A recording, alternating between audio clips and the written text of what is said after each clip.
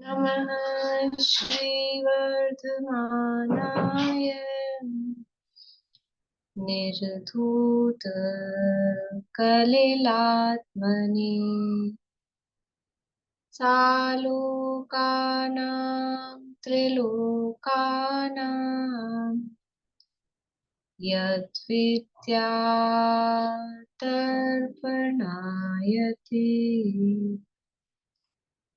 यद्विद्या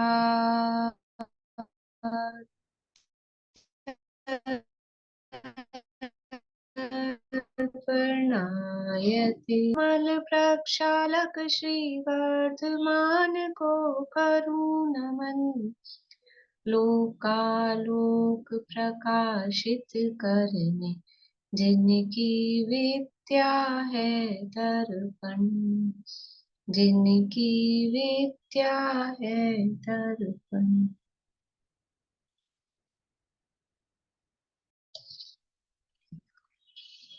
रत्नगण शावकाचार्य नामक की एक ग्रंथ है, आचार्य समंतभद्र स्वामी द्वारा रचित।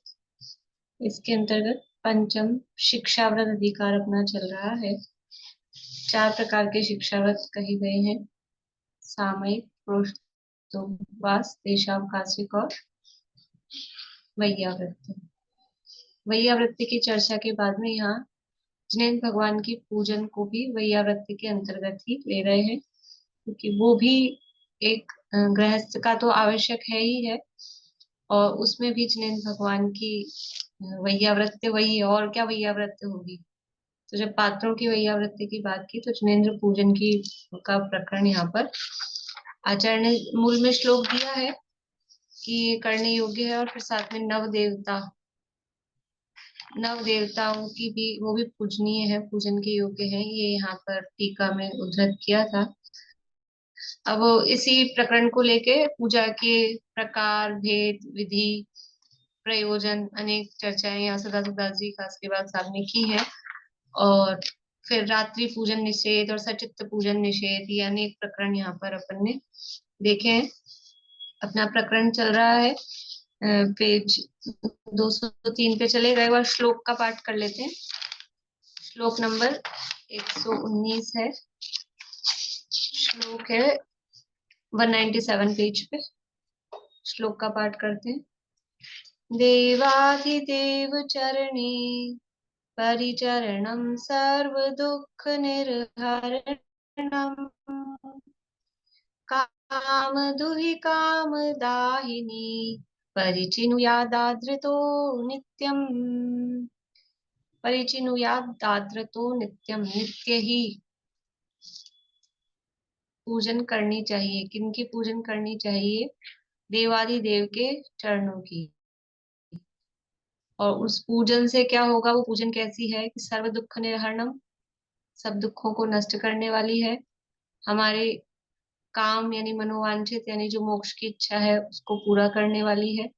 और काम नाशिनी, जो सांसारिक विषय भोगों की अभिलाषाएं हैं उसका नाश करने वाली है। ऐसी वो पूजन है, परंपरा से मोक्ष का कारण है। और देवादिदेव कैसे हैं, कौन है, वो सारा विस्तार से वर्णन दिया गया था। अभी अपने को चर्चा करनी है, अपन सीधे अपने प्रकरण पे आते हैं। 203 नंबर पेज है। रात्रि पूजन निषेध ये हो गया था अपना। इसी में बीच वाला पैराग्राफ से पढ़ना है अपने को।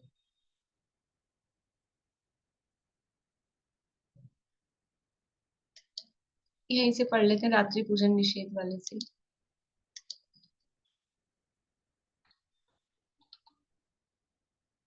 कितने ही पक्षपाती लोग भादों में दिन में तो पूजन नहीं करते हैं, रात्रि में पूजन करते हैं। बहुत दीपक जलाते हैं, नैवेद्य चढ़ाते हैं, फूलों के ढेर चढ़ाते हैं।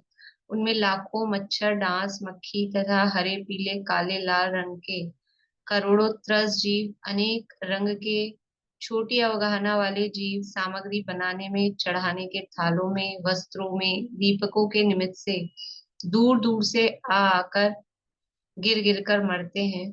प्रत्यक्ष ही देखते हैं, अपने मुंह में, नाक में, आंखों में, कानों में घुस जाते हैं, उड़ते हैं, मरते हैं। तो भी अपना पक्ष नहीं छोड़ते, दिन छोड़कर रात्रि में पूजन करते हैं।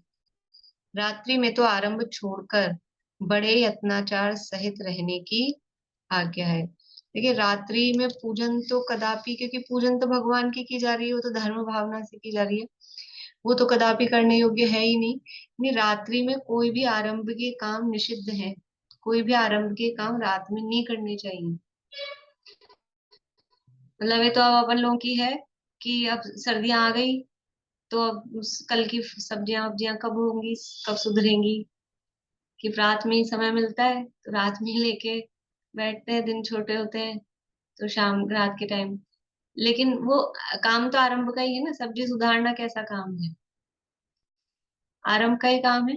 रात में यानी सूर्यास्त के पौन घंटे पहले चौका बंद हो जाना चाहिए, किसी भी तरह का अब उसमें गैस जलाना कि पानी का काम करना या कुछ भी काम नहीं होना। मतलब क्या है तरीका, अपन उसका ज्ञान तो करें। अब जो चलता है क्या कर पाते हैं, खेत तो वर्तना चाहिए अपने को, नहीं निभता है, चलता ही है सबके घरों में, और कम से कम रात्रि निपटने के बाद तक भी पीछे का काम तो बाद तक ही चलता है। लेकिन रात में यानी कोई भी काम, वो सब आरंभ के ही काम है, चाहे बर्तन मांजने का काम हो, चाहे सफाई करने का काम हो, रात में नहीं करने चाहिए। तो जब घर में नहीं करने चाहिए, मैं तो इसलिए बता रही हूँ कि घर में जब वो काम नहीं करने चाहिए, घर के लिए निषेध है अपने, तो फिर मंदिर में ये सब आरंभ के काम, पूजन करेंगे तो सामग्री बनाएंगे, लगाएंगे, चढ़ाएंगे, वो सब आरंभ के काम है। इतना ही नहीं, जब इससे ये समझ में आता है कि रात में जो लोग भी दीपक जला के आरती वगैरह करते हैं, तो वो आरंभ का काम है कि नहीं। मैं तो ये बताना चाह रही थी कि रात में जब अपने घर के लिए ही गैस जलाना, मतलब चूल्हा जलाना, उसका निषेध है, तो फिर दीपक जलाना भगवान के नाम पर, धर्म के नाम पर, वो कहाँ तक उचित है। वो सर्वथा ही, क्योंकि कोई प्रयोजन नहीं है ना, और दीपक जल रहा है तो उसमें अग्नि जली जल रही है, अग्नि जल रही है तो आरंभ हो रहा है। और फिर वो रात में उसमें अननेसेसरी जीव जंतु आके मरते ही हैं। इसलिए वो कदापि भी उचित नहीं है, और भी किसी भी तरह का काम रात में आरंभ के काम होने ही नहीं चाहिए, ये विधान है। लेकिन अब जो भी पद्धति चलती है, पर विशेष रूप से इस तरह से धार्मिक कार्यक्रमों को तो इस जिसमें और अधिक आरंभ होता है, वो रात में नहीं करने चाहिए। धर्म का स्वरूप तो बाह्य जीव दया तथा अंतरंग में राग द्वेष मोह का विजय रूप है। धर्म का क्या स्वरूप है कि बाहर में जीव दया, यानी धर्म को कहते हैं अहिंसा रूप धर्म है। तो अहिंसा का मतलब क्या हुआ, अंदर में मोह राग द्वेष भावों की उत्पत्ति नहीं हो, मोह राग द्वेष का विजय, और बाहर में जीवों की दया। तो दोनों तरह से द्रव्य हिंसा, भाव हिंसा या अंतरंग हिंसा, बहिरंग हिंसा, उससे रहित वो धर्म का स्वरूप है। जहां जीव हिंसा है वहां धर्म नहीं है। जहां अभिमान के वश होकर एकांत के पक्ष को पकड़कर अपना पक्ष पोषण करने के लिए हिंसा का भय नहीं करते हैं, वहां धर्म नहीं है। यानी जिन कामों में हिंसा हो रही है वो धर्म कदापि नहीं हो सकता। और जहां अधिक हिंसा हो रही है और अननेसेसरी हो रही है, जो कोई प्रयोजन भूत नहीं है, थोड़ी बहुत हिंसा यानी अपना उपयोग लगाने के लिए या लोगों को धर्म में जोड़ने के लिए, क्योंकि जो भी कुछ भी आयोजन किया जाएगा, कुछ भी काम किया जाएगा, तो वो आरंभ से रहित नहीं होगा। कोई भी आयोजन किया जाएगा, चाहे सीधी सादी अपन अपने पूजन करो सामग्री से, अथवा कोई विधान आदि कराओ, विधि प्रतिष्ठा कराओ, पंचकल्याणक कराओ, शिविर लगाओ, कुछ भी काम करो, तो जो भी ये प्रभावना के काम है, स्वयं के लिए अथवा दूसरों को धर्म में जोड़ने के लिए, तो आरंभ तो उसमें होगा। तो वहां ये देखना है कि थोड़ा आरंभ होकर भी अगर अधिक लोग उससे जुड़ते हैं, मतलब उसका लाभ अगर अधिक है, तो फिर वो की जाती है। मतलब उसमें हिंसा नहीं हो रही, आरंभ नहीं हो रहा, ऐसा नहीं कह रहे, लेकिन फिर भी एक उसमें अपने चलती है सूक्ति, सावध्य लेशो बहु पुण्य राशु। थोड़ा सावध्य होके भी अगर पुण्य अधिक हो रहा है, उसका लाभ अधिक हो रहा है, तो फिर वो किया जाता है गृहस्थ दशा में। गृहस्थ दशा में ऐसा किया जाता है।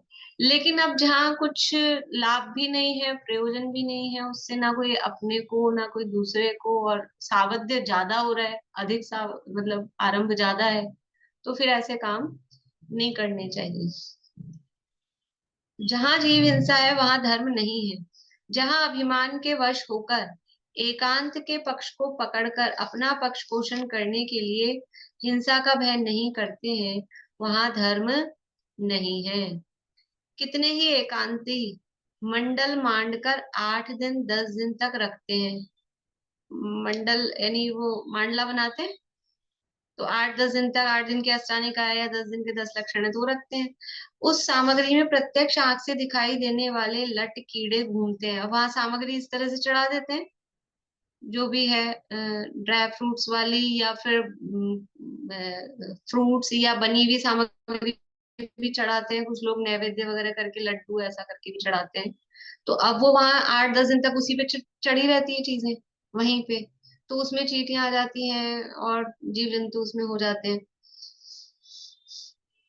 तो उस सामग्री में प्रत्यक्ष आंख से दिखाई देने वाले लट कीड़े घूमते हैं।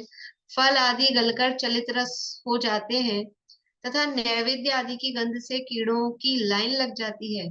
प्रभावना के लिए वहां अनेक मनुष्य आते हैं, उनके पैरों से खुदकर मर जाते हैं। ऐसा प्रत्यक्ष देखते हुए भी अपने पक्ष के अभिमान के अंधकार से अंधे होकर नहीं देखते। अब जिनको पक्ष है कि नहीं हमको तो यही सामग्री चढ़ानी, तो वो सोचते नहीं है कि इसमें कितनी हिंसा हो रही, कितने जीव जंतु उसमें उत्पन्न हो रहे हैं और फिर मर रहे हैं, ऐसा ध्यान नहीं रखते हैं। रात्रि की बासी सामग्री रखना महाहिंसा का कारण है। घर में ही हम रात्रि में नहीं रखते हैं बासी सामग्री, अब वहां 8 दिन तक वहां चढ़ी हुई है चीजें, और इस तरह से खुले में खुला रहता है मांडला, वहां सामग्रियां चढ़ती रहती है उसी पे उसी पे। तो वो बिल्कुल भी उचित नहीं। अपने मतलब ऐसे भी चढ़ाने में अगर ड्राई फ्रूट के नाम पे किशमिश भी चढ़ाते हैं तो उसमें मिठास के कारण चींटियां वगैरह आ जाती है। कभी कहीं ज्यादा जीव जंतु हो तो बादाम में इनमें भी आ जाती है। अगर इस तरह की, वो चावलों में तो आती ही आती है, तो जब इसी में आ जाती है तो वैसे फ्रूट्स और ड्राई फ्रूट मतलब नैवेद्य बना के इस तरह का जो चढ़ाया जाएगा, कुछ लोग मावे वगैरह की भी चढ़ा देते हैं, पर तो वहाँ आजकल जीव नहीं जंतु होते हैं। चढ़ाते, आजकल तो अलग से रख देते हैं ना थाली, और बांडले पे नहीं चढ़ाते हैं आजकल। आजकल काफी चेंज हो गया है, लेकिन हाँ। फिर भी जिनको बहुत ज्यादा प्योर उसका आग्रह है ना, 20 पंथ वाला प्योर आग्रह जिनको है, तो वो अभी भी मतलब, और ये तो पुराना है, ये तो वैसे हाँ। भी 250 300 साल पुराना लिखा है, तो पहले तो चलता ही चलता था। मैंने भी देखा हुआ है मतलब बचपन में ये चीजें हाँ, हाँ, देखा है, देखा है। कि ऐसा होता था। अब काफी इसमें सुधार हो गया है, काफी सुधार हो गया है, मतलब इस मामले में तो अच्छा, समाज में थोड़ी जागृति भी आई है। लेकिन फिर भी अगर ऐसा कहीं होता है या अपन करते हैं तो नहीं करना चाहिए। हाँ, बोलिए। 20 पंथी के उसमें तो मतलब हमारे यहाँ नोएडा के मंदिर में भी पिछले साल जो आप बता रही हो ना वही, और मंदिर में पूरे में बहुत चींटियां, और कोई भी नहीं हाँ देख कर चल रहा था, सब मर रहा था, बिल्कुल मतलब यही स्थिति थी जो इसमें बताई गई है। हाँ, होता है। अभी जैसे ऐसे क्षेत्रों पे जाओ ना, महावीर जी वगैरह, तो वहां दिवाली के दिन वहां इतने लोग आते हैं लड्डू चढ़ाने, और वो सब लड्डू और इतने बुरी तरह से वहां तो बहुत मतलब बहुत ज्यादा होता है और इतने सारे, अब वो समेटता समेटता ही समेटेगा ना माली, तो जब तक तो खूब चींटियां और वो चिकना और ऐसे मतलब जमीनों पे पटक जाते हैं लोग, वहां जगह भीड़ बहुत हो जाती है, तो फेंक देते हैं यूं ही भाई, उनको तो उसी समय चढ़ाना है, ऐसे जैसे तो तभी मोक्ष मिल जाएगा उनको भी। तो वो इस तरह से होता है, तो सब बहुत ऐसा हो जाता है, तो जीव जंतु होते ही हैं। अनेक पुराणों में व अनेक शावकाचारों में अरहंत की प्रतिमा की अष्ट द्रव्यों से ही पूजन करने का उपदेश है। पुराणों में और शावकाचार ग्रंथ, शावकाचार वगैरह भी पढ़ने चाहिए, मतलब स्वाध्याय करना चाहिए वास्तव में। स्वाध्याय नहीं करते हैं ना तो उसका इतना ही नहीं, अपने अपने खाली धार्मिक जीवन के लिए नहीं, हमारा लौकिक जीवन भी किस तरह से अच्छा हो, वो भी शावकाचार ग्रंथों में वर्णन किया गया है कि हम अपना लौकिक जीवन भी किस तरह से जिए, चाहे वैवाहिक जीवन हो, चाहे बच्चों के साथ किस तरह से रहे, माता पिता के साथ किस तरह, इतना तक भी वर्णन प्राचीन शावकाचार ग्रंथों में किया गया है। थोड़ा स्वाध्याय करें तो अच्छी नॉलेज भी हो और भी नॉलेज हो, और अपना दोनों ही तरह का जो लौकिक और लोकोत्तर वो जीवन अच्छा चले, लेकिन नहीं करते। कहीं अरहंत के प्रतिबिंब के स्तवन का, वंदना का तथा कहीं अभिषेक का वर्णन है। किंतु प्रतिबिंब तदाकार होने से किसी भी ग्रंथ में स्थापना का वर्णन नहीं है। और अब इस कलिकाल में प्रतिमा विराजमान होने पर भी स्थापना को ही मुख्य कहते हैं। मतलब अलग से स्थापना करने की जरूरत नहीं है जब भगवान विराजमान है। मतलब साफ साफ लिख रहे हैं कि जब भगवान मतलब समझ में आ रहा है ना कि अरहंत के प्रतिबिंब तदाकार होने से, तदाकार वैसे कि वैसे जैसे समर्षण में भगवान विराजमान है वैसे यहाँ हमारे सामने विराजमान है, तो फिर अलग से स्थापना होने में करने की कोई आवश्यकता नहीं है, फिर भी उसी को मुख्य करते हैं। इस जयपुर में संवत 1850 के वर्ष में अपने मन की कल्पना से किसी किसी ने नई स्थापना करने की प्रवृत्ति चलाई है। संवत 1850 अभी कौन सा चल रहा है? विक्रम संवत 2081।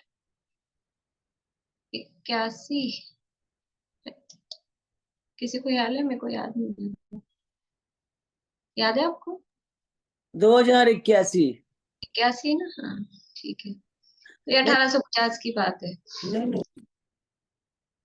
उसमें अरहंत, सिद्ध, आचार्य, उपाध्याय, साधु, जिनवाणी, 10 लक्षण धर्म, 16 कारण, रत्नत्रय, इन 9 की स्थापना करते हैं तथा ऐसा कहते हैं जिसके सप्त व्यसन का त्याग, अन्याय का त्याग, अभक्ष्य का त्याग हो वह स्थापना सहित पूजन करे। जिसके सप्त व्यसन का, अन्याय का, अभक्ष्य का त्याग नहीं हो वह स्थापना नहीं करे। अभी उस समय चली होगी, अभी अभी चलती है ऐसी कोई चीज? अभी ऐसा ख्याल नहीं, उस समय ऐसा चला होगा कि जो सप्त व्यसन का और इसका त्यागी हो वो तो स्थापना नहीं करे, लेकिन जिसके इनका त्याग हो वो स्थापना सहित पूजन करे। और उसमें भी 9 कौन से बताए हैं?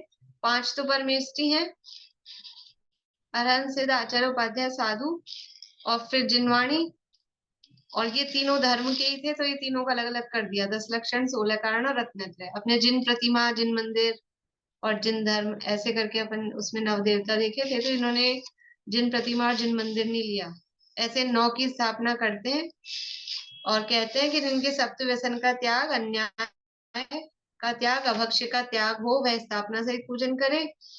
जिसके सप्त व्यसन का, अन्याय का, अभक्ष्य का त्याग नहीं हो वह स्थापना नहीं करे। स्थापना सहित पूजन तो सप्त व्यसन का, अन्याय का, अभक्ष्य का त्याग करने वाला ही करे। जिसके इनका त्याग नहीं हो वह स्थापना किए बिना ही पूजन कर ले, स्थापना नहीं करे। स्त्रियों को यदि रंगीन वस्त्र पहने हो तो स्थापना किए बिना ही पूजन करना कहते हैं। अभी कुछ उस समय नई पद्धति चली होगी, अभी तो ऐसा कुछ देखने में नहीं आता इस तरह का। बोलिए ना निमा।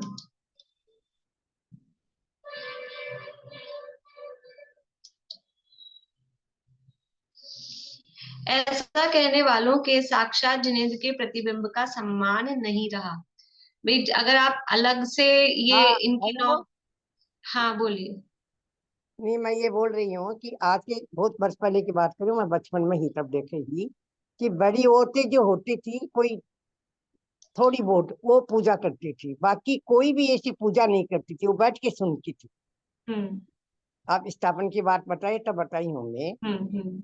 आजकल तो सभी कोई ये करने लग गए पूजा। हाँ पहले ऐसे भी था ना, गीली सामग्री से तो वही करेगा जो बिल्कुल धुले हुए वस्त्र पहन के आएगा, वही गीली सामग्री से करता था, बाकी लोग सूखी सामग्री से करते थे, ऐसा तो हमने भी हाँ, देखा किस आप ऐसे करते अभी चल रहा है ये नया तो सिस्टम की और दोपहर अब के तो सामान सभी करते हैं से। गीली सामग्री से, कैसे ही कपड़े हो कुछ भी हो। अच्छा, हाँ हम हाँ छोटे तो करते ही नहीं थे, बुआ बुआ लोग करती नहीं थी, वो बैठ के सुन के ही आती थी पूजा। हाँ। तो इसीलिए ये बात ठीक है कि भाई अब खाने वाले आप बोलते हैं ना, इसीलिए बोल रही हूँ मैं ये बात। हम्म। ठीक बात है, यही बात बोल रही थी। हम्म। अब उसमें ऐसा है कि अब वो लोग फिर पूजा करना ही छोड़ दिया लोगों ने, तो उन्होंने थोड़ी छूट दी होगी कि भी करो तो, लेकिन ये नहीं सुधारा कि हम अपने समझ लो बाहरी वस्त्रों की शुद्धता या न्याय नीति अभक्ष्य उसका हम त्याग कर दें, वो तो नहीं किया। अब इधर से छूट मिली कि भी ठीक है वो नहीं करते हो तो भी करो तो सही। पर यहाँ तो नहीं, ये कपड़ा स्थापना के हिसाब से मेन बता रहे हैं। हाँ नहीं, कपड़ा तो शुद्ध रहता ही नहीं है, बाजार में जाते हैं वही कपड़े से मंदिर चले जाते हैं। हाँ धोबी के कपड़ों का पास तो पड़े बिल्कुल हाल वो बेहाल। कपड़े से मंदिर जाते हैं, तो दोस्त तो कितना है उसमें। हाँ, सही बात।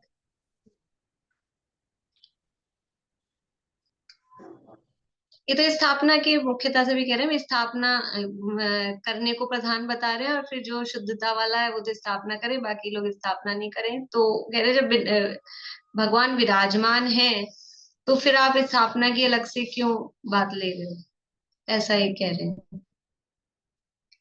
अतदाकार चावलों की स्थापना की ही विनय करना रहा, साक्षात जिनके प्रतिबिंब का तो नहीं रहा, और अतदाकार जो चावल में स्थापना की उन्हीं का मुख्य रहा। प्रतिबिंब का विनय करना मुख्य नहीं रहा।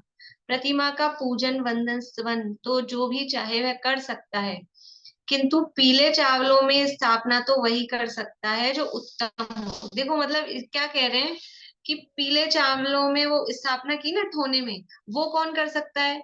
जो बाहर से शुद्ध हो और जो अन्याय नीति पक्ष का भी त्यागी हो। तो वो चावल ज्यादा आपके लिए इम्पोर्टेंट है कि ऐसे भगवान के पूजन कोई भी करो? तो भगवान की तो कोई वैल्यू ही नहीं रही, उन चावलों की वैल्यू रही कि ये तो काम भाई, ये पीले चावल में स्थापना करना ये ज्यादा इम्पोर्टेंट है, मतलब ये ज्यादा बड़ी बात हो गई, इसलिए इसके लिए तो शुद्धता हो, और भगवान की ऐसे पूजन कोई भी करो, चाहे शुद्ध हो चाहे शुद्ध हो चाहे कुछ भी खाता हो।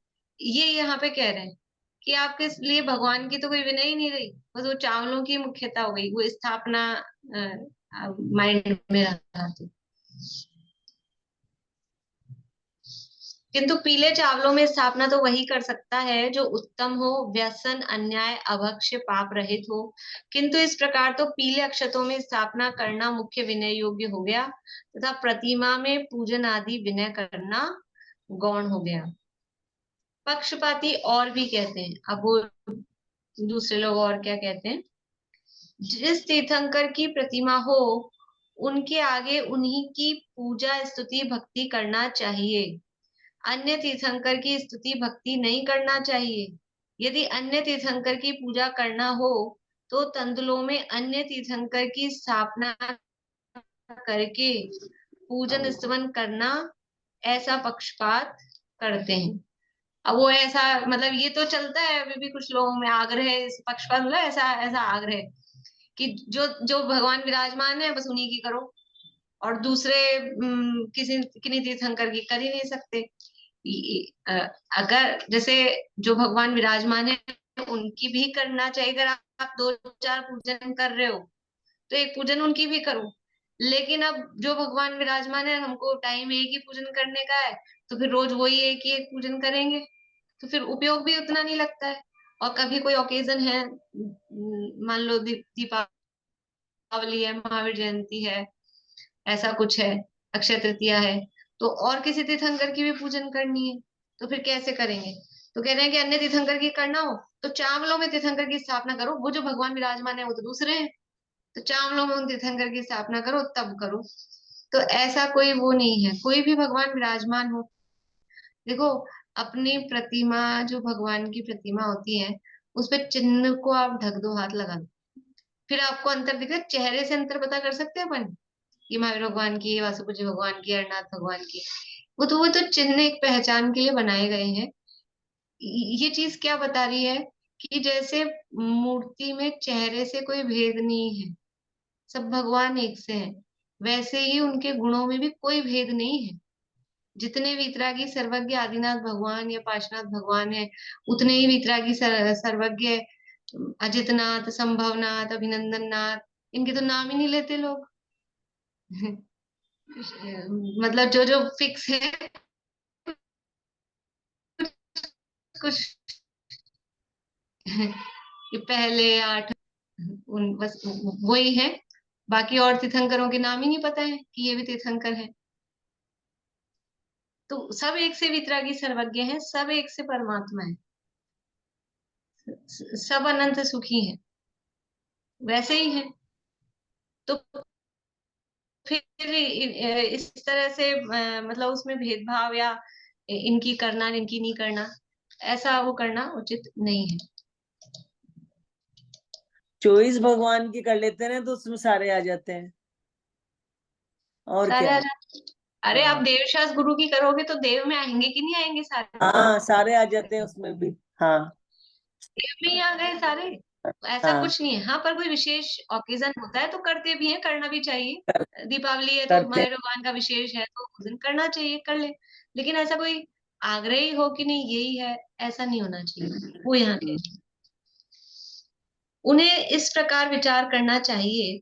समंतभद्र स्वामी ने शिवकोटि राजा के सामने प्रत्यक्ष देखते हुए स्वयंभू स्तोत्र द्वारा स्तवन किया था। तब चंद्र प्रभु स्वामी की प्रतिमा प्रकट हुई थी। तो उस समय उन्होंने चंद्र प्रभु के सामने अन्य 16 तीर्थंकरों का स्तवन कैसे किया? ये तो घटना अपन ने शुरू में जब चालू किया था, रत्नगर शावकाचार्य जब पढ़ी थी, देखी थी, समंतभद्र स्वामी के संबंध में कि उनको भस्मक व्याधि हो गई थी मुनि दशा में। भस्मक व्याधि का मतलब है खाए जाओ भूख शांति नहीं होती। तो मुनि दशा में रह के ऐसा कैसे करें कि खाए जाए, मतलब एक एक बार करना है, भूख से कम खाना है, और इस तरह से। तो उनकी यानी उस रोग के कारण वो गए गुरु के पास में कि मुझे तो सल्लेख ना दीजिए, इस तरह का रोग मेरे हो गया है। तो उन्होंने कहा नहीं, तुम्हारे माध्यम से भी धर्म का प्रचार होगा, तुम किसी भी तरह से मुनि दीक्षा छोड़ के अपना रोग ठीक करो, फिर देखेंगे। तो अब इतना भोजन कौन देगा, तो छोड़ दिया था, कहाँ मिले। तो शिव जी के मंदिर में जाके और वहां चढ़ावा आता था तो लोगों को कह दिया कि तुम तो तुम्हारे पंडे अंडे तो सब यूं ही है, भगवान को तो खिलाते नहीं है, खुद खा जाते हैं, मैं खिलाऊंगा भगवान को, तुम तो लाओ जितना ला सको। और वहां चढ़ावा आता था, उनको भस्म कर दी थी, खा जाते थे सब खत्म। फिर धीरे धीरे रोग ठीक होने लगा तो बचने लग गई सामग्री। लोगों ने शिकायत कर दी, देख लिया चुपके से कि तो खुद ही खाता है, भगवान को तो खिलाते नहीं। तो राजा ने कहा, वो राजा था, राजा का नाम था शिवकोटि। और वो राजा को ने कहा कि अब तुम इनको नमस्कार करो शिव जी को। मतलब उनको पता लग गया तो जैन है, शिव जी को मानता नहीं है, और यहाँ पे खा जाता है बस चढ़ावा। तो उन्होंने 24 तीर्थंकरों की स्तुति की वहां उस शिव की पिंडी में, और कहा राजा को कि तुम्हारी ये ना पिंडी, शिव पिंडी शिवलिंग बोलते हैं ना, बोले ये मेरा नमस्कार झेल नहीं पाएगी, तुम सोच लो। मतलब इतना उनको अपने पे कॉन्फिडेंस था। और वैसे भी अपने देखा था, वादार्थी विचराम्यम नरपते शार्दूल विक्रीडितम। वाद के लिए ऐसे शेर की तरह आके ललकारते थे, आ जाओ किसी की हिम्मत है तो। उधर कोई माई का लाल हो तो आ जाए मेरे सामने वाद करने, धार्मिक धर्म के संबंध में। इतनी मतलब वो कॉन्फिडेंस था उनमें।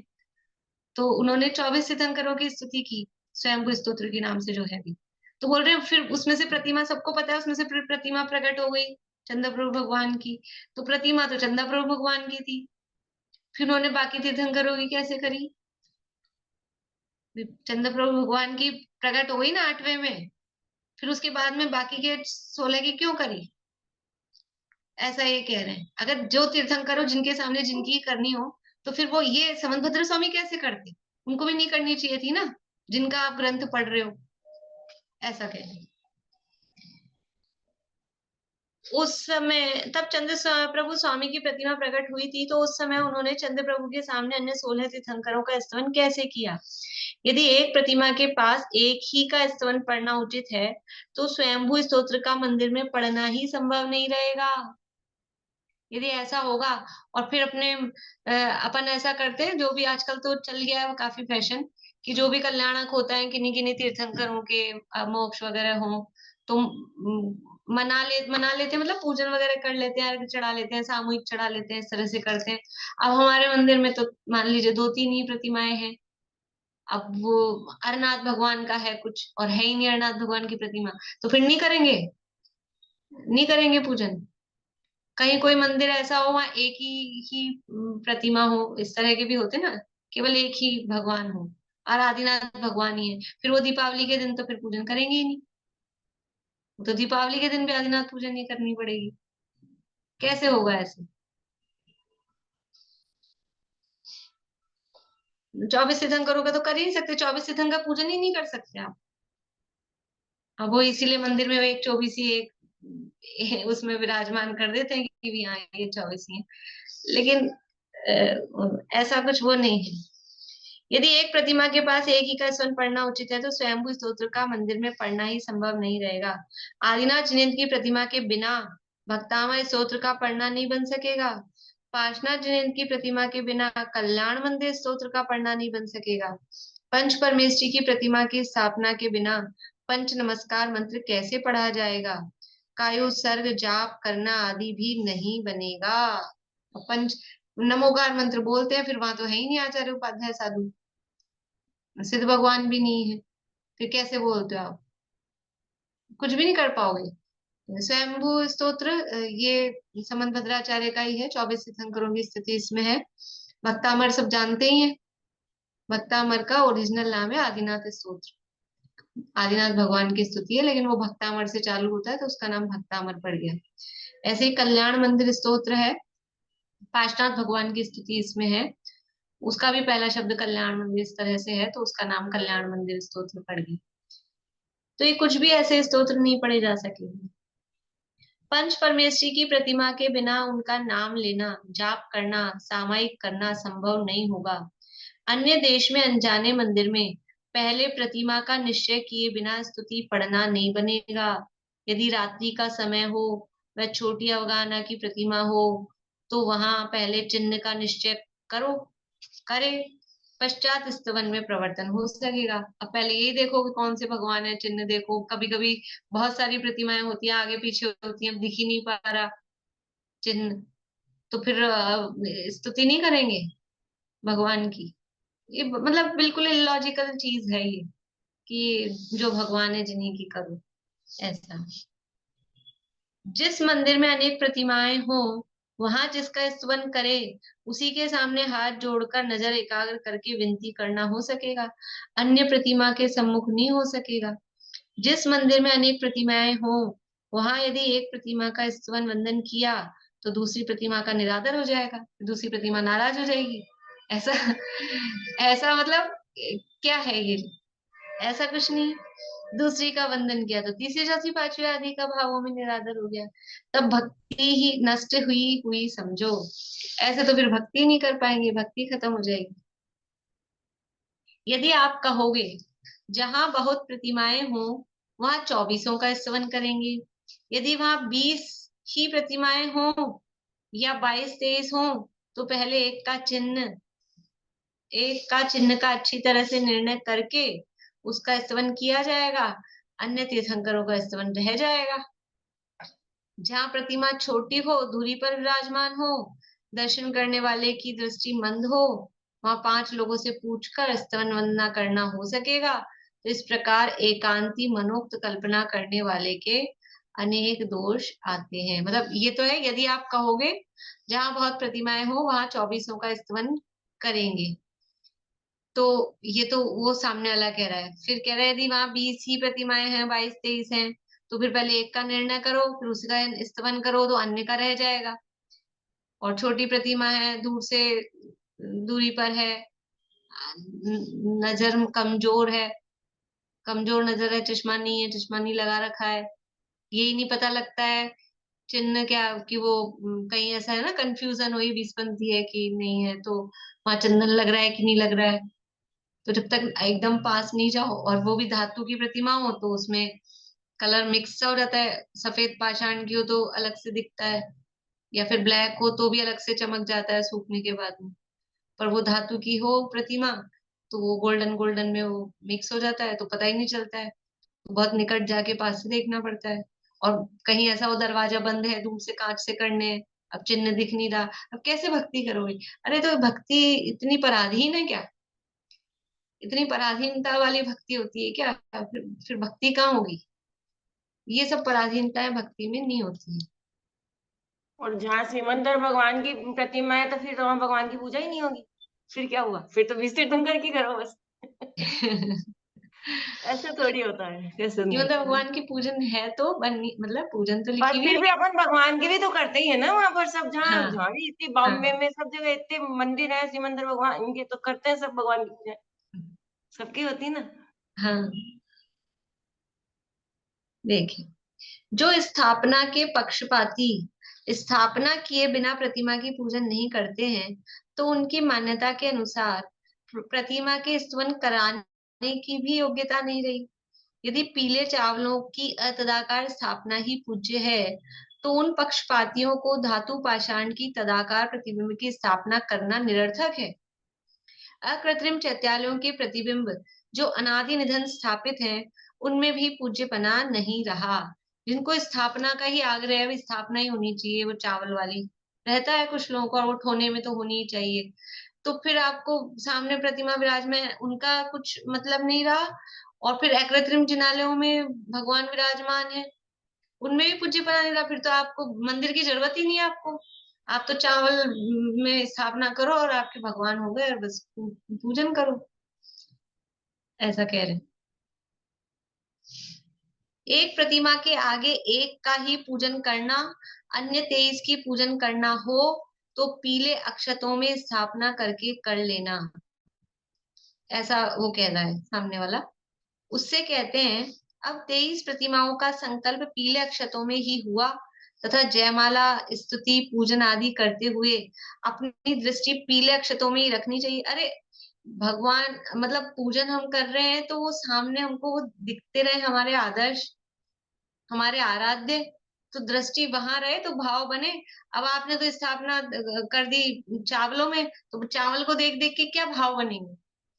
चावल में कहाँ से वीतरागता, सर्वज्ञता, वो कुछ दिखेगा, कुछ आएगा भक्ति का भाव?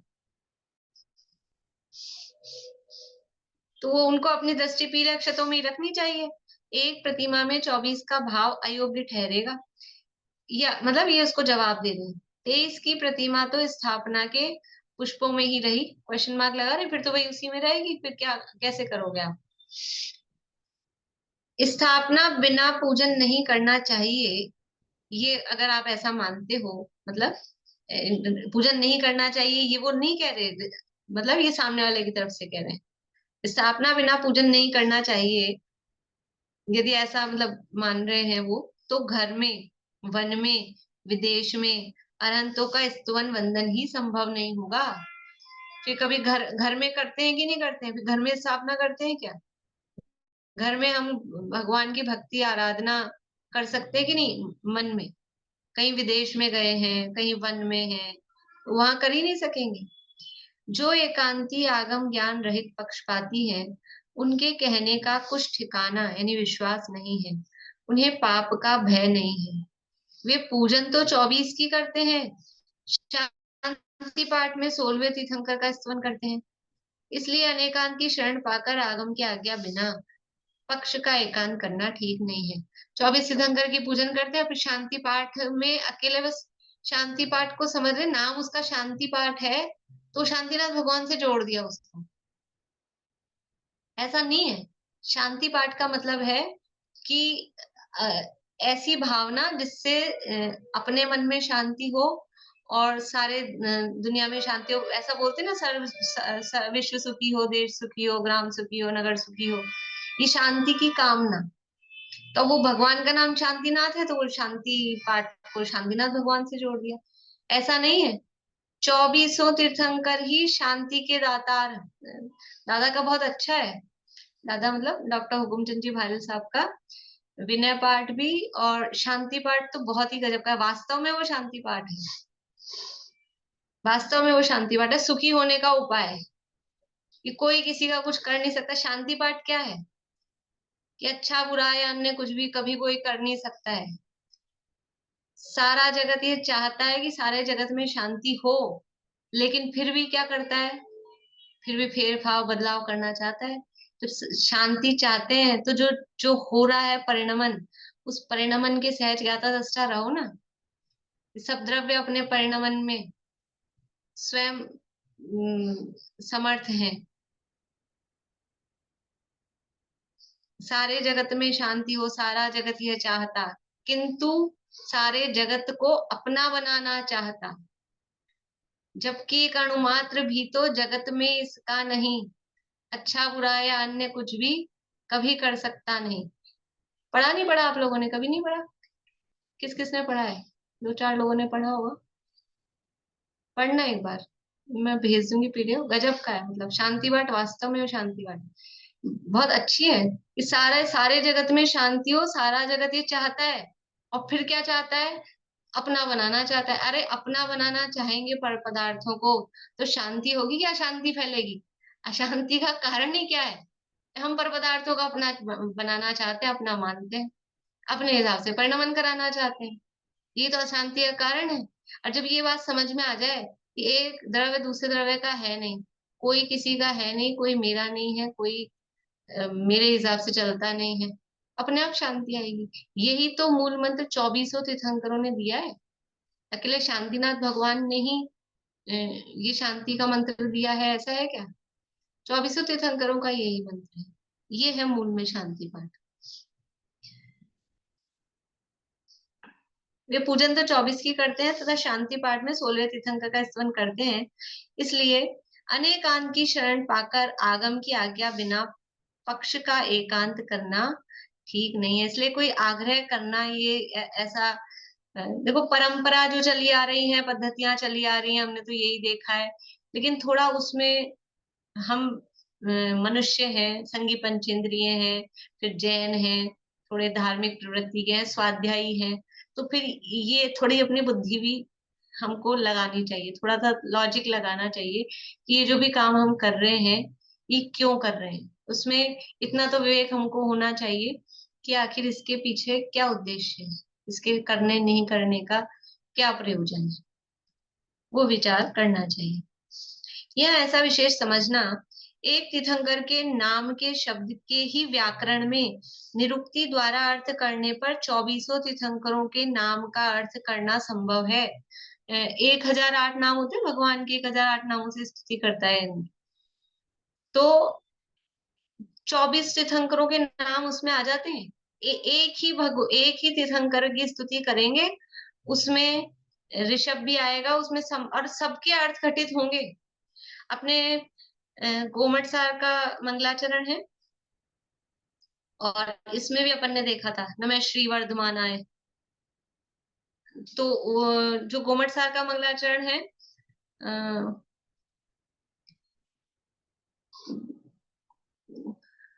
पणमीय सिरसा नेमिम, पणमीय सिरसा नेमिम गुणरयण विभूषणम महावीरम सम्मत्तरयण निलयम पयड़ी समुक्कीर्तनम वोच्छम।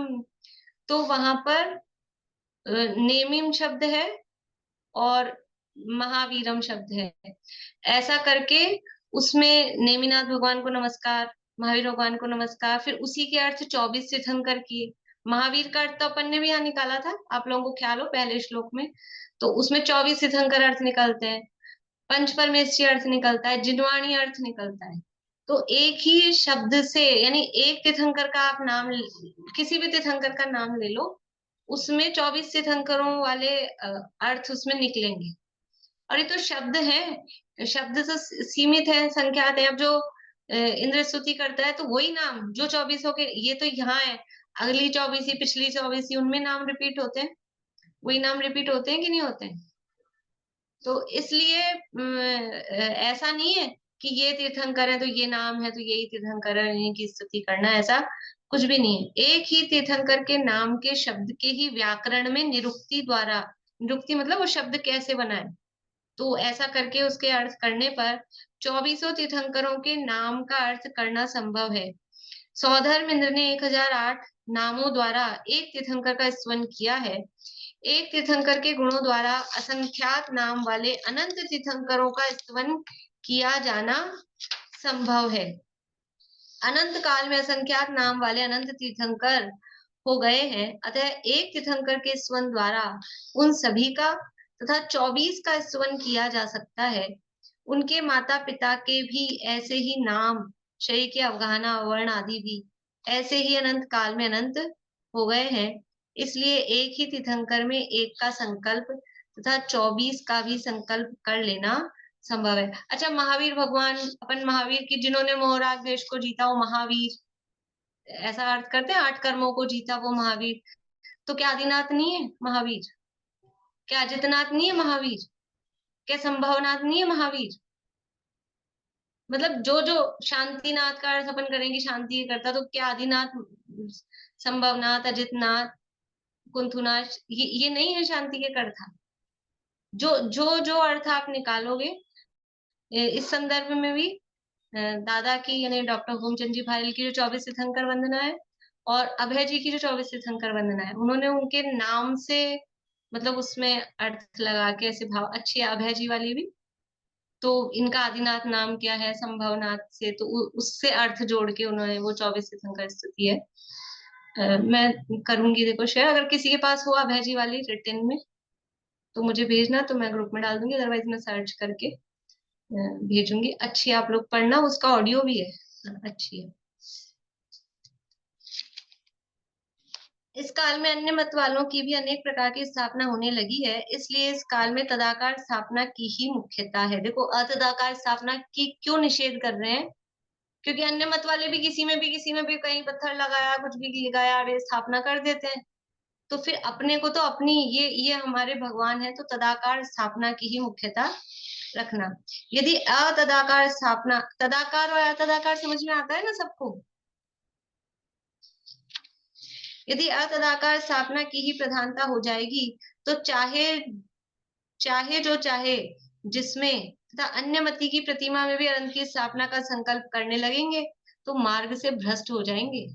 कि हम तो मान लेंगे जैसे हम चावलों में कर लेते हैं, वैसे सामने कोई सी भी हो धनुषधारी की गदाधारी की शेर पे बैठी हुई कैसी भी हो कि इसमें आप तो मान लो यार अंत है, ऐसा होने लग जाएगा। तो फिर वो पथ ही हमारा भ्रष्ट हो जाएगा। इस तरह से ये यहाँ स्थापना का निषेध किया है। अब प्रतिमा के चिन्ह बता के थोड़ा सा ही पूजन के 5 अंक का अपना हो गया है। अकृत्रिम चिन्हालय चैत्यालय वर्णन है, तो कल से अपन ये शुरू करेंगे। आप और लोग भी बता दें, और लोगों को जिनको भी इंटरेस्ट हो कि कल से ये चलेगा अकृत्रिम चैत्यालय का वर्णन। अब ये पूरा करते हैं।